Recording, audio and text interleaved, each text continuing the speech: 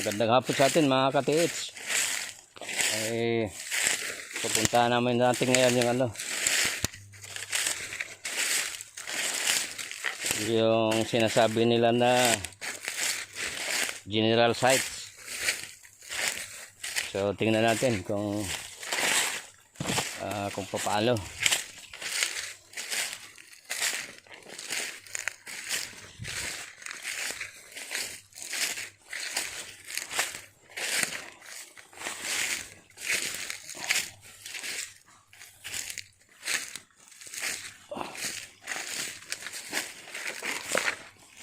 Ginawa pa rin guide yung dati nating kasama. Marami kasing alam to si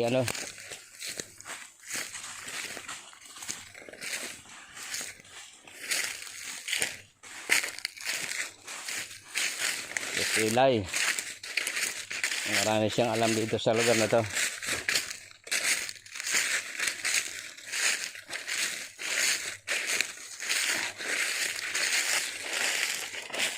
So ito yung kinabasan mo, no?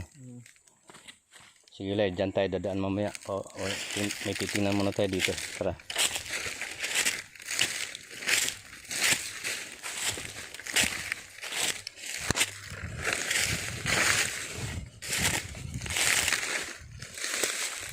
So yan na pala yung punong antipulo. Ililog na dyan sa baba. So yan yung boundary papunta ron. Mamaya dyan tayo dadaan pag uwi. Bumaktas kasi kami doon sa kabila.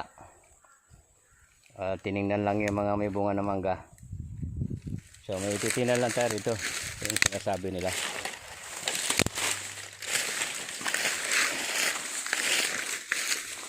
Saan yung dyan, Lay?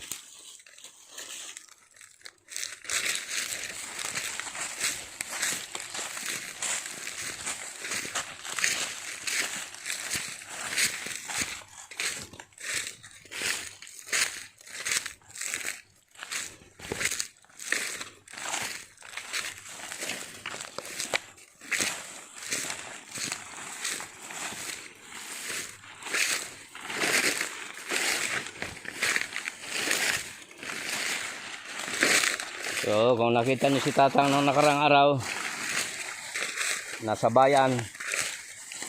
Ngayon naman sa bundok, sa gubat. Tingnan mga tulay. Bakit ganito to? Pakilinis mo nga. Ano bang parang sinibak?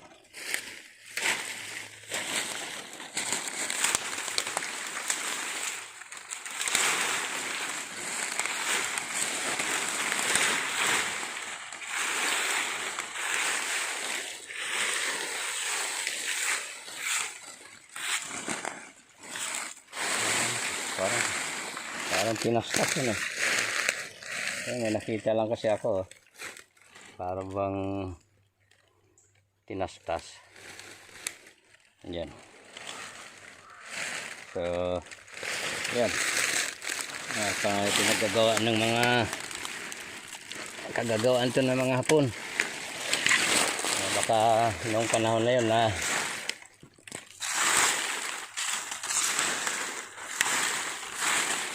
mga nainip siguro. Ito lang parang pinasak ko.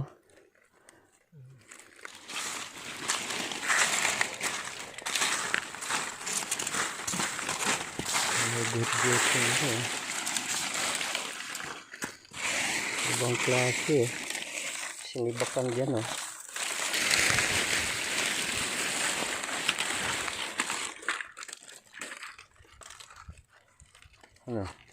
may hagdan dyan.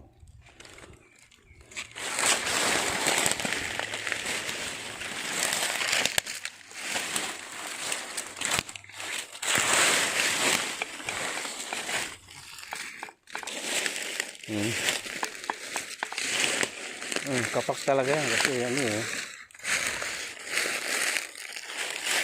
so tingnan natin.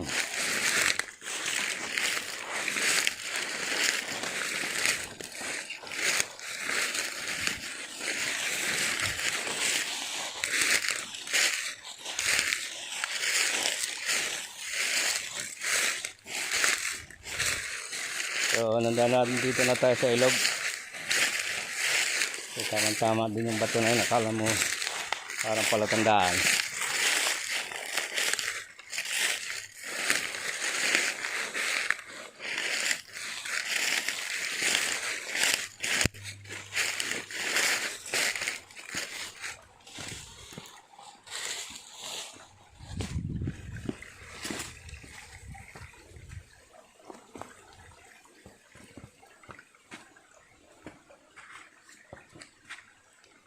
So, isi-search natin tong area na to.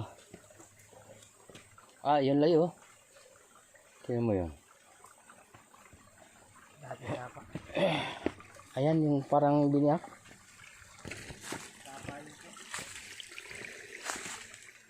Yan oh. Tingnan mo. Linisin mo. Ito, kataka-taka ito.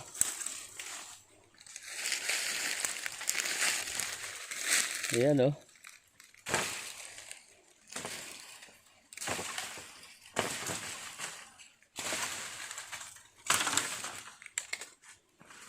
Pinaghihiwala yung bato.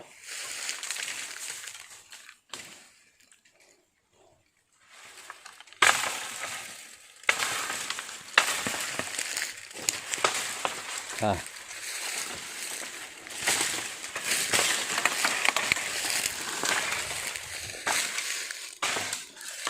So, yung palatandaan doon, may counter pala dito.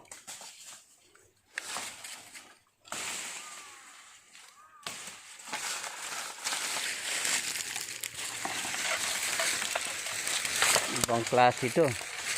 So pag-aralan natin ito, paano ba ito nangyayari na umangat siya ng ang laki. Ayan o. Tapos mayroon siyang guhit dyan layo. Dyan pa baba. Wala kayang nilagay dyan sa suyingit niyan? Meron siya yan. Ha? Meron siya. Nakakaduday oh. May guhit siya dyan oh, sinipak. Papunta dyan. Baka mayroong isang piraso dyan laylay ah. Kado yan. Linisin mo nga light. Yan. Ibang klase oh. So hindi ito kapanipaniwala kung ito ba'y gawa ba ito ng kalikasan. Hindi naman siguro. Umatras oh.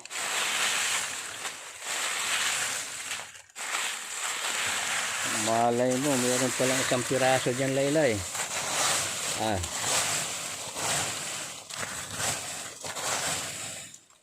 Iba yung ano, ganda na pagkakadali. Ibang klase oh. Umangat ng halos mahigit 1 pie.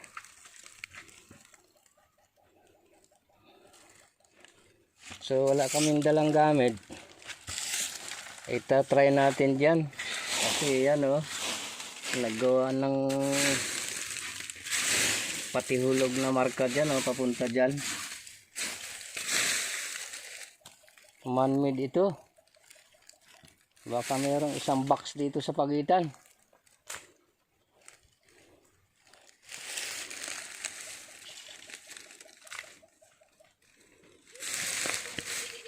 Yung sipak na yan.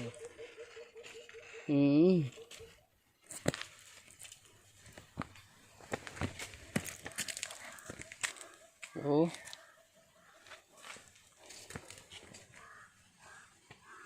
At meron siyang guhit dito.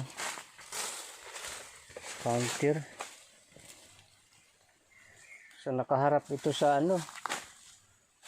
Sa pasilangan. East-west alignment to. Maaring boundary ito.